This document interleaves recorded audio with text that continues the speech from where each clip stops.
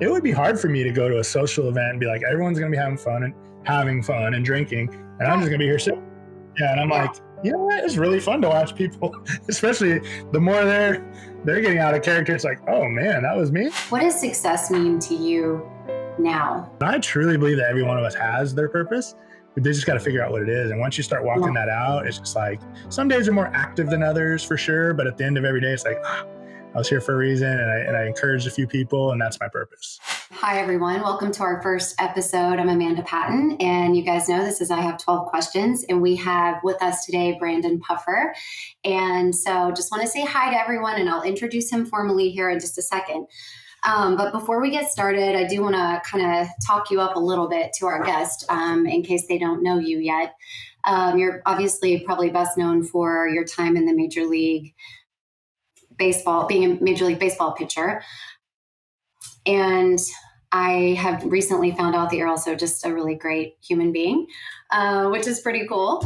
So your book just came out last month, I believe, right? Okay. And it's out there on Amazon. Yeah. About a month ago.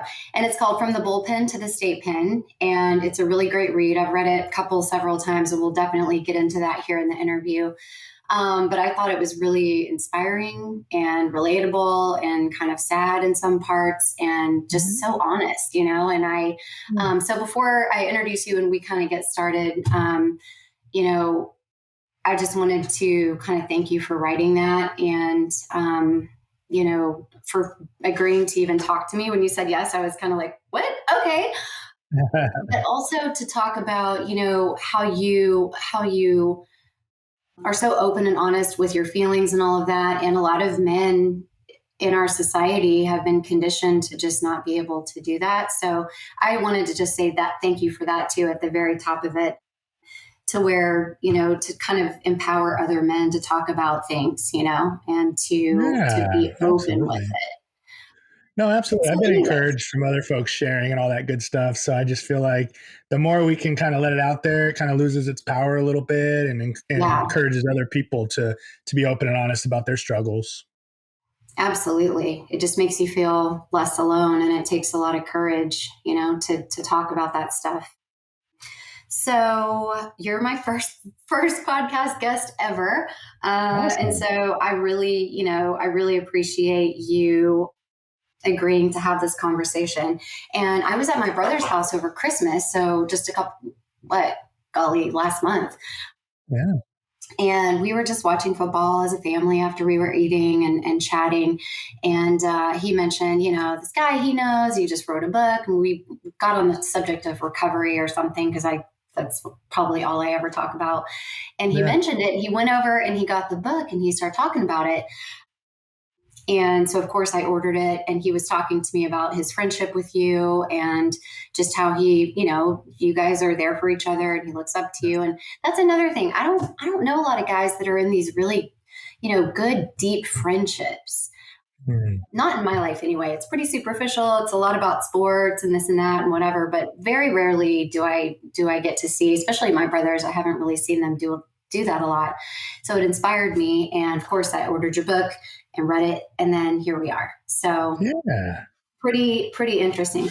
So you grew up in California, right? Yeah. Yes. Yep. Okay. Southern California, Mission Viejo. Yeah. And you had great parents, according to your book. I have awesome parents. Yeah, my dad had his struggles early on, but yes, they're still together. And my dad is, you know, really strong in recovery and sober. My mom's like Mother Teresa. So yes, I had very good parents. Yeah. It sounded like it. Okay. So my first question, I'm supposed to only have 12 questions, and now I'm wishing I would have named it I Have 500 Questions, because there's so much to learn. Yeah. But who was or is your biggest influence? And maybe not just baseball or sports, or it could be that, but just ever, of all time. That's a good one. You know, it seems like a pat answer sometimes, but I would say my dad, and it's because I watched him struggle with addiction, kind of fighting those same demons that, obviously I have. And then, walk out in his life, sobriety and faith. And, I share with a lot of people. My mom has always had faith in their life. She's a pastor. And I actually resented it. I was just kind of like, oh, like everything's about that. And he was more real. And then I watched this transition and this change in his life. And it really inspired me to do that. I wish I would have caught it a little sooner, but just watching him transition and being there for the family and being a good coach and doing all those things through all those struggles was huge for me and still is. So I definitely look up to him and think of him as a hero to me. That's awesome. Because he was more relatable, I guess, sounds like. Big time. Yeah. Sometimes a Mother Teresa person, you look at that and you're like, that's great for you, but that's not me. Or I can't relate to that level of, piety or whatever. That's exactly right. Yes. And so once he kind of said, hey, I'm going to try to work on myself and be sober and go through Celebrate Recovery and all these things, that's when I saw the difference. And I was like, wait, there might be something to this, because I watched this change. I never knew any different with my mom, although it's solid. I mean, rock solid faith, that's great. But you're right. More relatable when I saw an actual change in my dad. Right. That's awesome. I love that. And it's cool that even though all the things that happened, that relationship has been restored, that it was redeemable, and that he, you know what I mean? Because sometimes we make mistakes as parents and we're afraid that maybe we can't ever fix it or that it's insurmountable. And, it's good to know that he made the change and that you were willing to forgive him. Absolutely. Okay. So this is one of my favorite questions. I don't like to receive it, but I like to ask it. What's something that you've had to unlearn or are still unlearning that was especially challenging? And that could be, a thought or a belief system or a societal, just anything at all. I think it's, I think it's just expectations on people that I put, like I don't know, I speak for myself. I expect people to think or act the same way I do. And when they don't, I get offended and I get upset. And it's like, well, why did I ever expect that out of them? Like, why are my expectations that? And so I think that's one thing I've been really trying to be intentional about. It's written on my mirror. Don't be offended. Don't take things personal. Because at the end of the day, it's like everything's about me, me, me. And why are you doing this to me? It's like sometimes people aren't even thinking about you. They're just not, they're busy or they're not on the same page or whatever. They don't agree. And it's just like, so I think that's a big one for me, is just not being offended and not taking everything so personally. And at the end of the day, I think I could save myself so much grief of being upset and down about different things, anxious, whatever the case may be, just because I have these set of expectations. And like, just because I act a certain way or respond to a situation a certain way doesn't mean everybody else is. So I think that's a big one for me. Definitely still a work in progress though. That was like too close to home. Yeah. That's a great insight though, because you don't realize you're doing it, sometimes. Right. And you wonder, why do I feel irritated? Why do I feel resentful in this moment, at this person's reaction or lack of reaction? And then you reflect on it and you're like, oh, it's because I needed them, for me to be comfortable. I needed them to react in this way. Yeah. That's a really great insight. Thank you. So can you tell me about the last time that you had to take the high road and that it was really difficult for you? Because in your book, you talk about, just decisions or split second decisions where, what's one night going to hurt? Or maybe anger. I don't know about you, but I've been around athletes my whole life. I have my brothers and all that. And that's, sometimes there's this temper situation or anger. Uh-huh. So like when's the last time, an example where you had to really take the high road and it was like hard? It was hard to do, but you did it, and kind of how you did it. Yeah. So how that plays out for me now is I'm the same way. I'm very competitive, very like you're either with me or against me type mentality. And it's not always a good thing. So I'm very loyal when you're with me, like to your point about my relationship with your brother, Corey. I mean, I would do anything for him, and he knows that. And I feel the same way that he'd do that for me. But then there's times where, we have this organization that you're aware of, we have a baseball organization, and people decide to go somewhere else. They decide to go play for a competitor, and it just blows me away. I take it so personal. I'm just like, how in the world? I've been known to even throw out some scathing texts or phone calls or lose my temper a little bit, like you said. And I've just really been working on it. I'm like, oh, it's okay. Like things happen. People go another direction. And again, it comes back down to that me taking everything personally. Like it wasn't a personal thing against me. It wasn't anything, but so there's that. And then there's when, about my past, I wrote about in the book. There's been a few times where people, in particular like competitors, will use that against me to try to sway people another direction. And that's really hurtful because it's like you're trying to do the best you can. You did your time. You're wanting to get this behind you a little bit. And then here they're dropping this bomb on people and for their own gain. And so it's really hard for me to take the high road when that happens. But I've learned to, and it tends to work itself out. Definitely not perfectly. I've still probably as recently as last week was on a phone call and got a little aggressive in the fellowship and then sent a follow-up text like, hey, that just came out of hurt. And I'm sorry. I'm going to miss you guys. And they're like, no, we know. We love everything about it. So still learning. But yeah, it's pretty recent. And that's usually how it plays out for me is when I'm competitive and I want to win. And then they feel like, oh, another place is better for us. I'm like, what? I know the guys we have, there's no way.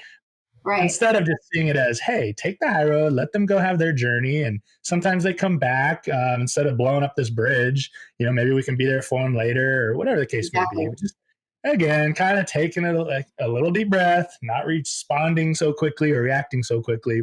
And that's another thing. I typically can take the high road if I don't react immediately. If I shoot that message or jump on that phone, I'm coming in hot. So, still working on it. I know in recovery speak, sometimes you'll hear this phrase, pause when agitated, but that's what it is, right? Restraint of tongue and pen, maybe waiting a couple of days before you fire off the email or even if you're in the middle of a hard conversation saying, you know what, I'm feeling a little fired up right now. Let's reconvene in a day or two. Yes. Especially because, you're mentoring these young guys. And that was actually one of my questions to ask you about was about GPS, and kind of what that stands for. Just tell us about it. What is it? And I really want to know what comes up most often with these young guys that you're mentoring, because obviously you're coaching them and teaching them how to play baseball and how to be competitors, but there's so much more to it than that, right? Of mentoring them on modeling, what it means to be a man and what it means to be, a man of faith or whatever that is. So if you could tell us a little bit about the organization and then kind of what you're seeing most often with the guys and maybe tools that you're sharing with them, Yeah, absolutely. I mean, obviously, it's something that's very near and dear to my heart. And it started out of just a couple teams, myself and Brian Gordon, who's another local ball player, lives here in the area. And we were former teammates and workout partners and whatnot. And, we just started small. We were doing individual lessons together. And we would hear kind of different things from our clients about the select world and the craziness of it all. And so we decided to start a couple teams and see if we can do it better, so to speak. And I don't know if you do it better, but we're just like, hey, well, maybe we'll get in the space and try to have a positive impact. And so it's grown, and we've had this ability to talk and speak into the lives of so many young men. And some of the common threads are just like dealing with adversity, being persistent, not giving up on your dream or your hopes, because a lot of guys just give up just a little bit too soon. It's not quite going their way, and they're going to either quit or move to another team or whatever the case may be. And it's just like seeing things through, like being consistent, being the best version of yourself every single day. And we're going to have off days. So just give me 100% of what you have that day. Don't just give in or give up and go, I don't accept the word I can't. I can't do that. You're working on it. I'm working on it. That kind of stuff, just your self-talk and how that self-talk is so important. So just, there's endless opportunities to help them see how important their words are, see how important, their consistent actions are, having a game plan, a routine, and just, coming from, my career and like your brother's career and the guys that we have in here, you're just really trying to set them up for success by forming a good routine. And then, hey, nothing's guaranteed, but at least you've put yourself in a good position where you can, at the end of your career, if that's 20 years in pro ball or if it's, high school varsity for a couple years, you can look back and go, I gave it everything I had. So just trying to maximize their ability and their potential. That's pretty good. And especially probably at that age, it's probably pretty tough because everything seems so it's just, everything is kind of the end of the world, right? Everything is so right now. And they don't have the, their whatever it's called, frontal lobe isn't fully developed. And so they can't, think about that this, what setback or whatever it is for that day or that game isn't permanent, right? It's kind of it's crazy though in your book, because you go into great detail, because you played for the Astros. Which three teams? Sorry, I should know this. I'm more interested in your human interest story and less than baseball, but like Astros, obviously. I did. I played for the Astros, the Giants, the Padres, and the Red Sox, and then some other organizations, just in the minor leagues and stuff like that. Yeah. And you got a ring, and that was really cool. How you talked about in your book about how you just came in right at but in your book you go into like really, really good detail about what the minor leagues is really like, Mm-hmm. And I think you talk about it in your book as well about, when you're regular people just think, oh my gosh, wow, I bet that's a dream. And then when you're talking about it, sounds rough. And I remember some of the stories that Corey shared, and I was like, wow, you sacrificed so much for so many years. And this is kind of and you even talk about your expectation versus kind of what you walked into. Absolutely. And you showed up in the suit, and you're at the airport waiting for somebody to come pick you up. Yeah, nobody. Yeah. But that's it's easy to preach something to people if you haven't been through it. But when you've lived through that, you can tell these guys, like you're saying, persistent. We're most equipped to help those that are going through what we've been through. And so, it's whether it's the baseball aspect of like, hey, I know you're struggling, you have an injury, you're not playing the position you wish you would, or you didn't make the team you wish you would have made. That happens a lot here. You make a quote unquote second team instead of a first team, and you're so upset. And it's like, it's just go get reps and develop and persevere, and you're just fine. But you're right. It seems like the end of the world to them at the time. And we're able to share, we've been released by teams. We've been let go. We've been told we're not good enough. We've been all these things. And it really is helpful to walk through that with them. Like you said, having had the experience and going, this is what you can expect if you really want to do this. And it's awesome. And you'll love a lot of aspects, but it's also very, very tough physically, mentally, on your family and all those things. So you got to be prepared for that. And it's not for everybody. Right. And emotionally too, it just reading the book made me feel like I was on an emotional roller coaster, and I wasn't even the person, with at any minute you can get called up to the bigs, and at any minute you can get cut loose. And it's just so, and like you said, you're sacrificing time with your family, and your parents were helping with your child. And there was just so much going on. So you've got to have some serious grit, mental grit, to be able to deal with that and perform, right? On top of everything else, you've got to stay healthy and perform and condition. And Corey, I said you spend like a ridiculous amount of time in the gym. So is that kind of a huge, huge part of your mental clarity and keeping that discipline and that structure? Is that kind of a huge part of your... It definitely is. I mean, I love working out, and then there's always a little vanity to it, right? But at the end of the day, it's just that mental health of it. When I don't do it, I just had a bout with a little bit of a sickness for a little while. I had like 3 weeks where I didn't work out.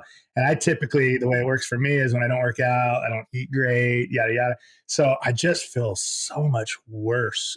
There's so much better. Now I'm back on track now. I'm back on my meal plan and eating. And just from a mental perspective, it's huge for me. So being intentional about a physical workout, stretching myself mentally, with books and quiet times and meditation and things like that, or very imperative for me. And sustaining recovery, staying out of the anxious kind of dark depression of things that can kind of sneak up on me. A lot of why my coping mechanisms all kind of came from that mindset. And that mindset hasn't gone away. I just need to learn how to, implement good habits that make it a little more easy to deal with.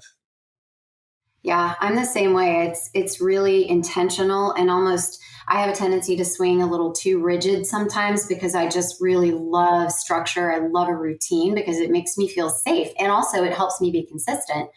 Yeah. But if I get off track with, prayer and meditation and workouts and eating and sleep and hydration, there's just so many, things, and I can tell that my mental state and the way that I think and the way that I feel, kind of my mood in general, it shifts really quickly. And, Yeah, you know, absolutely.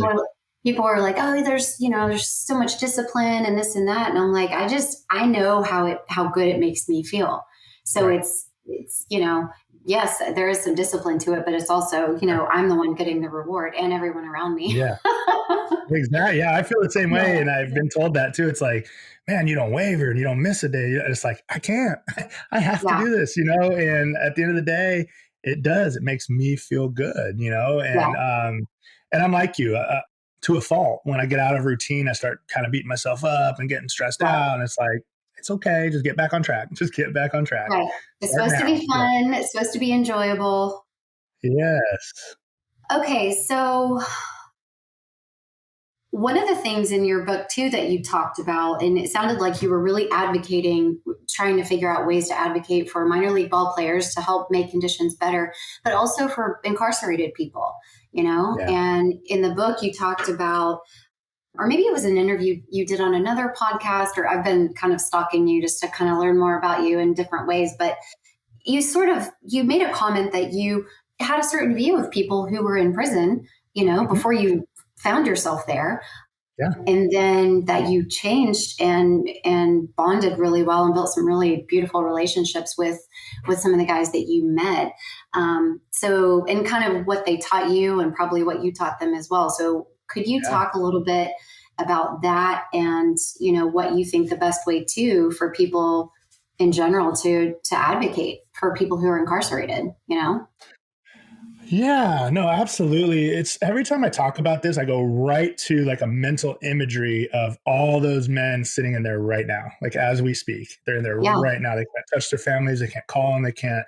It's a lonely thing. Yes, there's stuff going on in there that you wouldn't want to be around, violence and things like that. But that's not it. It's just the not being around your loved ones. You mentioned Right. moving close to your family. It's like I lost my grandmother when I was in there, and you're not going to get that time back. So now I'm so intentional about texting and calling, and because I couldn't do it for so long. Right. But to your point, I didn't at that time. I just didn't know. I was like, you know what? They're just bad people. That's where they belong.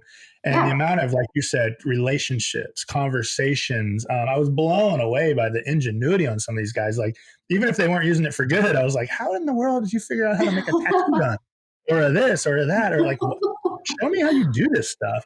I can't even fathom it. Or just great artists, sitting at the table Right. doing something. You walk by and you're like, wow. And so what I realized in there, it's like, yeah, there's a few that you probably wouldn't want to be around a whole lot, but for the most Right. part, they're sober, they're in their right mind, they're reflecting, and they're good men, and I'm sure women as well. I Yes. didn't experience that, but they just made a mistake, and 95% of the time, it's drugs and alcohol were involved. They did Yep. something when they weren't in their right mind, and now they're paying for it, which as we should.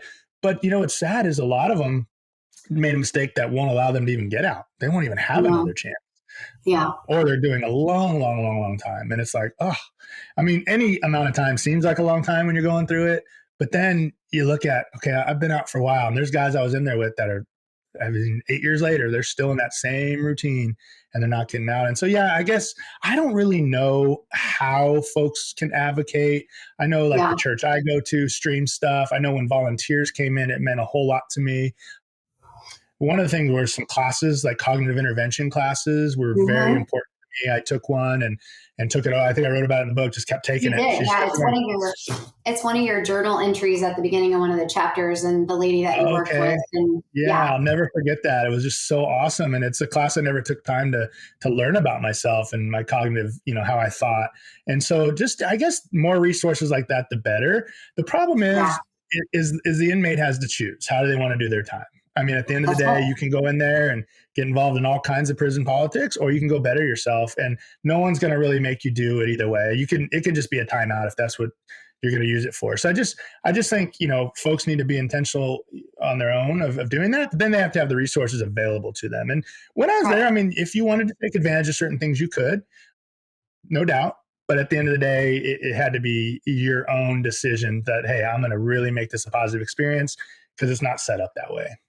Right. Right. Right. It's not set up to rehabilitate. It's set up to punish and just to house people until you've served your time. And you said, and you talk about in your book about being intentional and, you know, spending time in the Word of God and like training the guys and working out, like finding constructive ways, you know, to use that time. And, you know, I've been in recovery for a while now myself, and I've taken different, you know, meetings or classes or different things to local jails and rehabs and detox, you know, type of places. And I didn't go to prison, but I've been arrested, you know, several times on account of using and drinking and being under the influence and making horrible decisions that aren't true to the core of who I am when I'm sober and right-minded, but it doesn't remove the consequences of what happened. And I know that I needed to go, you know, serve my time, take care of my stuff and all that.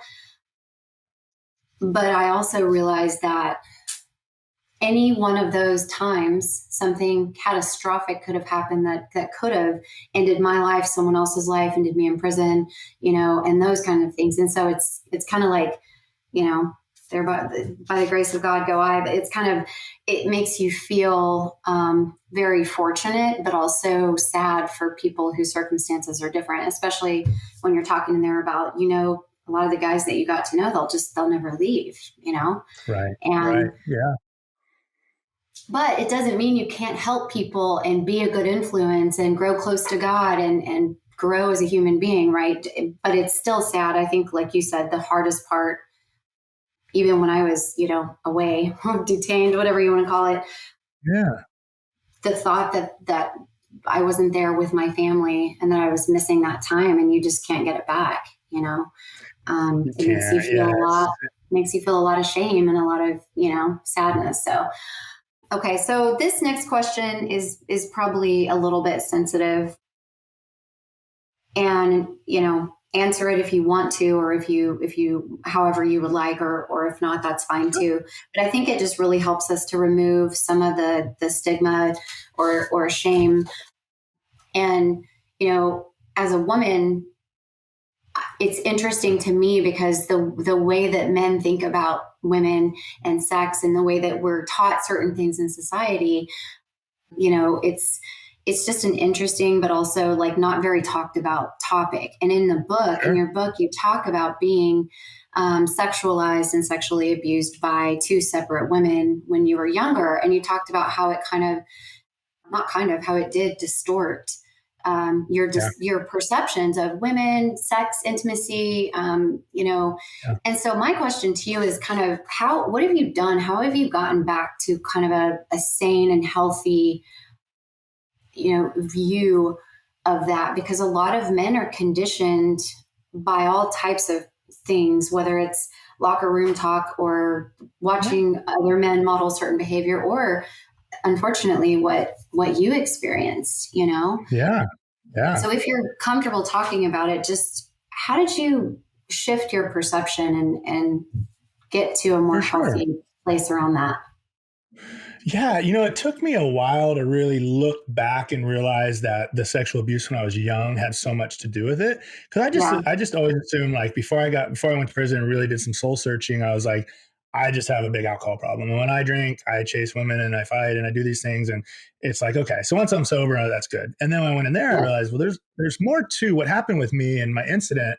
It's like, what, even in that state of mind, what made you think that was okay? And part of it was what happened when I was young. Part of it was, like you said, the stigma, not only males, but athletes being in a locker room all the time, going out on the road, you know, and unfortunately having certain things, you know, offered to you. And it was like, I lived that kind of life for so long that was completely distorted. Like I said, like I talked about in the book. And so I've just really tried to, again, the word intentional, just really trying to see, you know, women for who God made them to be, you know, for, you know, just more like sisters than just a physical object. And I'm just being honest. That's how, you know, I was like, I always talk about this God-shaped hole in me that I was trying to fill with so many things. And like, as a man, it was like, oh, that conquest of, you know, this woman, that's like, doesn't satiate you. It doesn't satisfy you. And in fact, brings some shame in many cases. And then not to mention hurt along the way.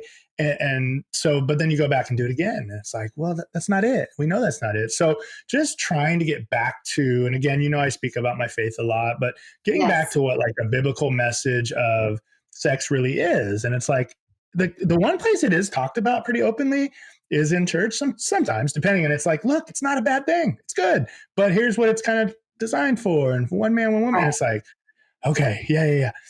So for me, I know we're just talking about me personally, not like the whole concept of how it was Yeah. created and all that. But But for me still, it's good to personally, hear it. yeah, after so many years of, promiscuity and that kind of thing, just trying to get back to a place where, I use it as it's intended. Of course, you always kind of carry your past with you and past mistakes you've made. And so I still believe that I have a distorted view to the point Right. where now it's more, instead of acting out on it, it's almost like shutting it down, right? Like Yes. it's all dirty. It's all bad, It's kind of like all or whereas, nothing, right? That's the all or yeah, nothing mentality. Right. Yeah. that's it. I've always been all or nothing. So it's like, oh, I'm going all out all the time, or nope, nothing. And Right. so, yeah. So it's Yeah. like, I'm engaged to be married now, and I just want to get back to that healthy, and enjoy my wife, enjoy our relationship, be it sexually, emotionally, the whole thing. But Right. I think a big part of it too is, being really mindful of what you're looking at. And, for young men, well, not just young men in general, women, the phone's right there. And are you looking at things, like pornography? Are you people aren't really dressing a whole lot at the gym. There's a lot of half nakedness. It's like, bounce your eyes, don't get caught off guard. You've been here before. So just being aware of it, not like everything else, not ignoring it and being like, oh, I don't Right. have that issue. Now Right. I got it going on. It's like, no, I still struggle and have to be aware that at any given time I can be tripped up. So I feel like there's an enemy that kind of knows my weaknesses, and that's Right. certainly one of them. So yeah, I think just walking it out, being prayerful about it. I've got a few verses that I have in mind. When I'm getting a little froggy, it's like, take every thought obedient and captive to Christ, 2 Corinthians 10:5. And just when my thoughts go the other places, I got to have something to Right. put in there to eliminate, because thoughts aren't going to stop. But if I have some good positive stuff to put in, it can help and kind of bring me out of that spot where I don't dwell or ruminate on it. Right. No, that's great. That's great advice. It's because I love the honesty of it's still a thing, because Mhm. that's what I don't, that's the kind of, not that I'm not attributing this to you, but sometimes in religion or certain, groups or whatever, it gets a little dogmatic to where the people who are leading kind of act, perfect, or that they've arrested all of these tendencies, or that somehow God swooped in and just made it all go away. And that's not relatable to me, because that's not my Yeah, experience. My experience is I still struggle with a lot of that stuff every single day.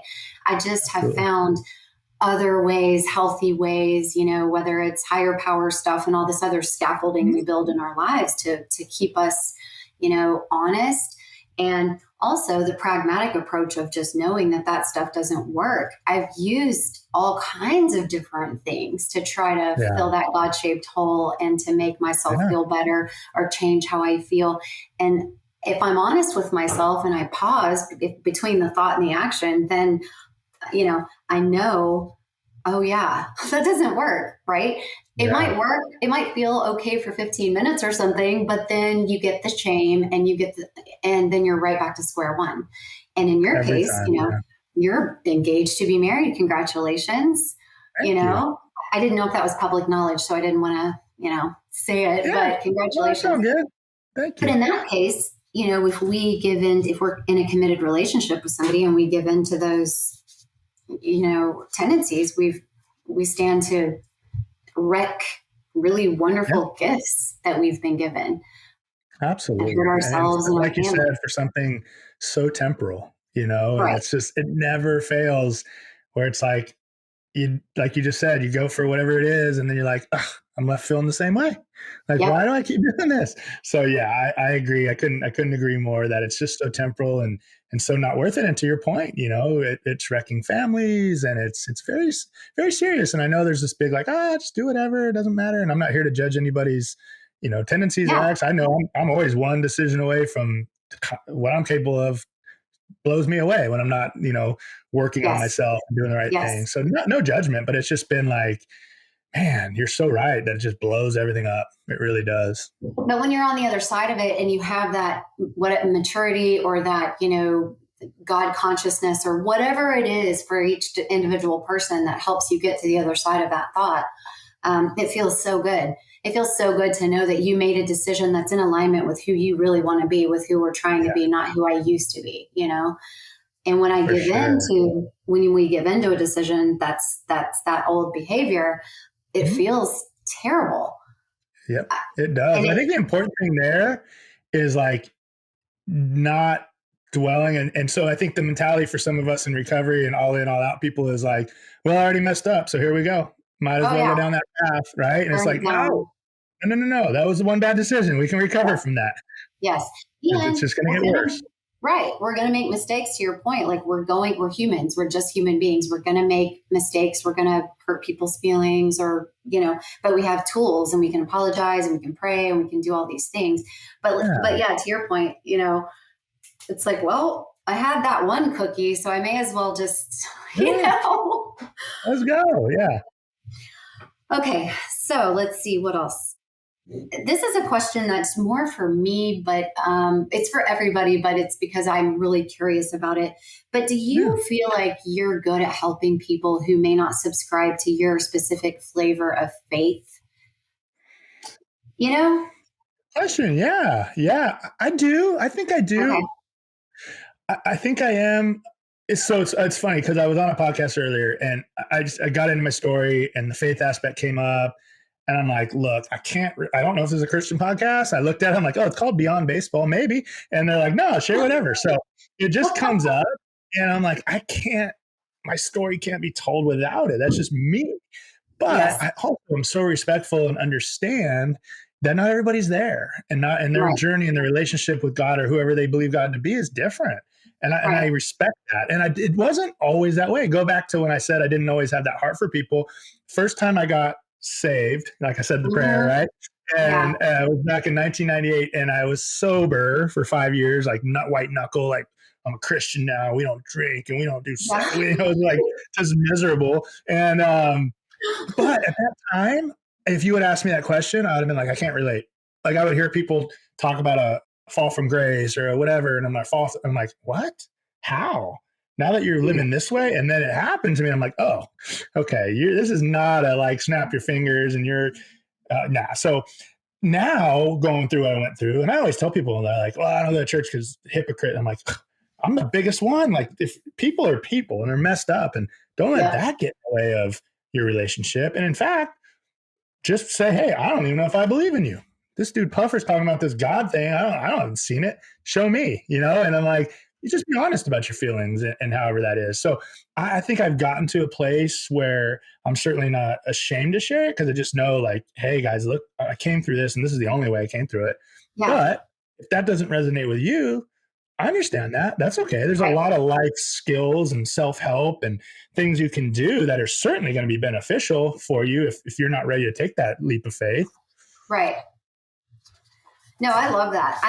And when my brother mentioned your book and this, and he said, you pray and you go to church and you do all these things and whatever. And in the back of my mind, I was just kind of like, because I'm really still very exploratory in my faith. And I obviously believe in God, but I'm not real sure about the monotheistic approach. I almost feel like there's so many paths. And so I'm still, but it's not because of your commitment to, Jesus and that kind of thing. It's more about the experiences I've had in the past and having grown up in the Southern Baptist Church. It was kind of like, you either do it this way or you're bad and you're a sinner and you're going to hell and we really don't even want to hang out with you. And so for me, because of that all or nothing approach, because I couldn't be perfect, I was like, I'll just be really bad, Yeah, me too. Right. And so sometimes when people who are Christian, they don't always mirror or exemplify the behavior or the heart of Jesus, the character of Jesus that I've studied and that I understand, who was out there with people who needed love and were lepers and the prostitutes and he wasn't with the shiny, happy, clean people. He was trying to love on the people who were like down in it. And that's the kind of Christianity that I'm drawn to, right? Love. Me too. Me too. And It's for the sick. It's like not yes, clean yourself up and come get well, or get well then come in. It's like, no, I'm sick. I need help. Help me right. get well.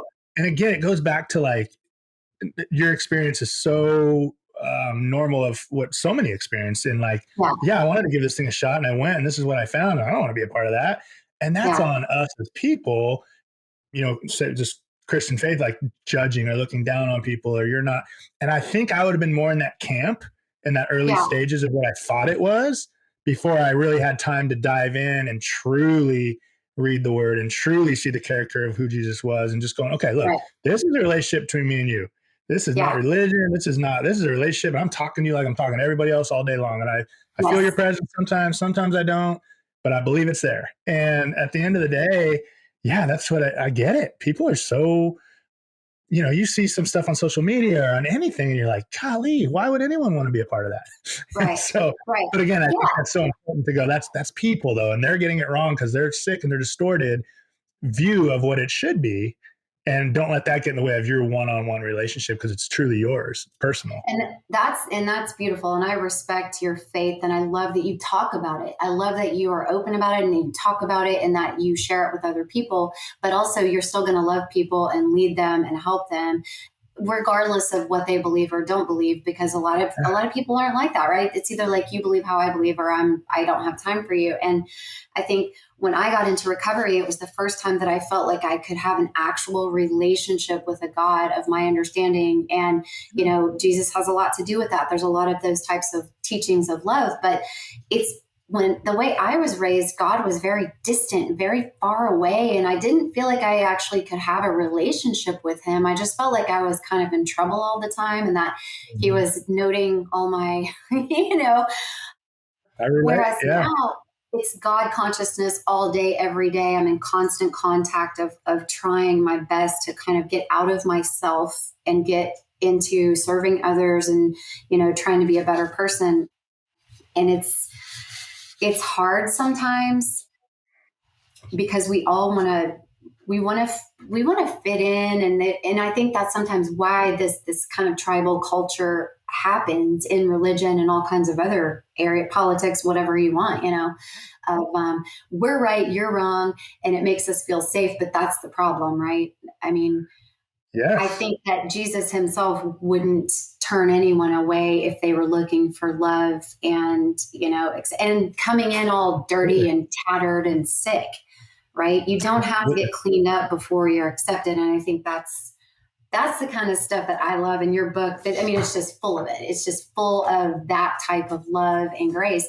And it's also interesting how you said it. You were in a certain camp until you experienced something, and now Yes. your perspective is different, right? And Absolutely. And the if growth, I only, think, just continues, yeah, where I stand today, hopefully continues to evolve and continues to develop and I yeah, grow in that and I'm able to, and then when we mess it up, be able to go, hey, yeah, I was wrong. That yeah, was not that's not representative of what I believe or my faith or any of those things. I know in the Bible, Paul talks about like, I just want to do what's right and all I do is what's wrong. And I know what's right. And I'm like, yes, I got that, dude. I can yeah, relate to that. And so, yeah, I think it's that. I think first and foremost, just being able to forgive ourselves. yeah, If we believe that he's forgiven us, it's like, okay, but do I forgive myself? Because I carry this shame a lot. And it just kind of get putting that in his arms and going, look, there's going to be people of the faith, people in church that are going to be like, oh, that's the guy that, and it's like, yeah. that's okay. It's all right. I get it. But just staying grounded in that faith is just so important. I love it in your book. You have so many good, one liners and just really funny. But when you're talking about you're either humble or you're about to be humbled, Yeah. and you really talk about, going through these different things and your path and your journey. And I mean, it really is funny for as heavy as the subject matter is that I literally laughed out loud because it's funny. You're funny about it, Yeah. but you're also totally accountable. Like you just owned it, like everything that happened up to that evening when everything went down and you ended up, having to go serve time. You didn't make excuses and you didn't blame other people. And you just were like, yeah, and I think that's Yeah. a big part of what's missing in our world today too, is when we mess up, just be like, I'm sorry, that was wrong or that was insensitive. And you also really go out of your way to continue to talk about the impact you had on that woman, right? To take Yeah. that into Yeah. account, right? You're talking about your experience, but you're also very aware and remorseful of what your actions, meant for someone else's life too, in terms of her safety and this kind of thing. Very much so. Yeah. I have daughters, again, I'm engaged Yep. and married. I have daughters. It's like, I get it. You know what I mean? I get it. And when I'm coaching and parents have questions or they might be tentative to ask me, so they'll ask someone else, like, hey, what about this thing that happened? And they're like, ask him. He'll talk to you about it. Because if you're coaching my son and you've had something like this in your past, I just want to know where you're coming from. Where are you now? Yeah. Have you changed your behavior? Are you? So I totally get it. Like as a dad and a son and all these different things, my perspective usually is try to put yourself in their shoes, Right. and I'm like, I get it. I totally understand.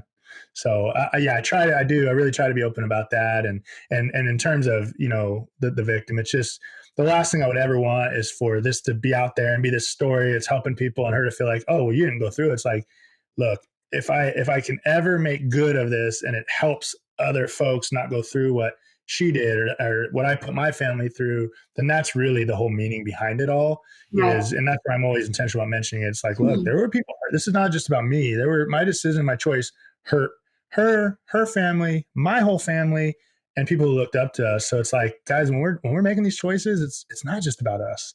It's really Right. not. So many other people affected by our mess. And I don't know about you, but when I was in my addictions, like I just felt like every relationship, everywhere I went, it's like a tornado just went through there, and I left you in shambles with your house. It's like, there you go. Yeah, I came and visited. I'm a tornado. I'm out, and now you get to deal Yeah. with all the damage. Everything's destroyed. Good luck with that. I gotta Good luck. Good go. luck. See ya. And Yeah, also, right, it's everyone else's fault. And I think that's the difference is when we not only own it, but then also, don't say you're sorry. Nobody cares to hear anybody say they're sorry. They want to see changed behavior. They want to yeah, see a different, show up in a different new way. And to do that, we've got to go inward. We've got to go do all this work and examine all these things and try to study our thinking and our behavior, which is what you were talking about. And I just really respected and appreciated that about your, honesty and the fact that you're just an open book and you're just willing to talk about this stuff because most people aren't. This isn't how our culture is. This isn't how our society is at all. And I right. wish we would be more like this. We could heal and have these really tough conversations with people and relate to each other. Okay, so a couple more, and then I'll let you go because I know you've been through it. So this is a question that I always like. I'm not good at having fun. I'm just such a serious person, and I'm even when I'm doing fun things, it's like scheduled and it's very like, okay, I had my fun for an hour and a half or whatever. Yeah, So my question is, a lot of people equate drinking to kind of fun or blowing off steam. And when you first quit drinking and using and all this, I remember being like, what do people do for fun? Like, what are you supposed to do? And so my question is, how do you have actual fun? Like, what do you do when you're wanting to be childlike or, and it's not work related because I'm sure baseball's fun for you, but it's also yeah, work, right? So yeah. what do you do for fun? I love and I relate to exactly what you're saying. Like I couldn't go to social events for the longest time. I'm like, what? This isn't. What am I doing? I can now go listen to a band, go hang out, not have a Yeah. drink, not want to drink, and just enjoy people watch. I love to people watch, but Yeah. I also love. Your brother's going to attest to this in a big way. I love watching hilarious shows. Like Ridiculousness is my favorite show. It's on MTV. They play it like 900 times in a row every day, and I can watch it the same episode 50 times and just crack up and laugh and have so much fun. And along with working out and all these other things, it's like laughter is really. I'm goofy. I take nothing serious. Yeah. I joke around probably too much, even when Yeah. things are serious. But it's like, yeah, I like laughing, watching hilarious comedies, and then laughing and joking around with my buddies, and just keeping things light. So there's not like a certain event that I go do that's Yeah. funny. I just like to be always having fun, joking around with guys, going back and forth, being sarcastic, things like that. I enjoy the heck out of that. And so again, prior to I don't know, just a couple years ago, it would be hard for me to go to a social event and be like, everyone's going to be having fun and drinking. And I'm just going to be here sitting. Yeah. And I'm Yeah. like, you know what? It's really fun to watch people, especially the more they're getting out of character. It's like, oh man, that was me. Okay. Well, and so I love to people watch. I love to watch funny things, and I love to just joke around and be sarcastic with my buddies. That's so funny. I don't know if you started Corey on Ridiculousness or if it was the other way around, but that's with the Rob guy, like the skater, and it's all the bloopers. People, yeah. Yeah. Just funny videos. Chanel's on there just giggling funny and Steve. Yeah. No, I got your brother on that and the sparkling water. I got to take credit for that. He drinks like 16 sparkling waters a day. I know. I do too. Yeah, we crush them. You should see our hotel room when we put them in the middle table next to our beds. It's like college frat guys building up beer cans, but it's just girly LaCroix drinks. Oh my gosh. Okay. That makes me feel better because I'll try to go do something like I love going to comedy shows. There's a lot of things when I'm laughing and if I can just be a huge dork and just be myself and not care. And, and it used to bother me a lot being around because comedy, anything we do, it's almost like alcohol is always the central theme. And at first it just feels, but now it's like, I don't care. I'm there to have fun. And also, like you say, sometimes when I watch people, the drunker they get, it's pretty cringeworthy because I'm just like, ooh, I know I was that girl. I know I've been that person before. No doubt. Okay.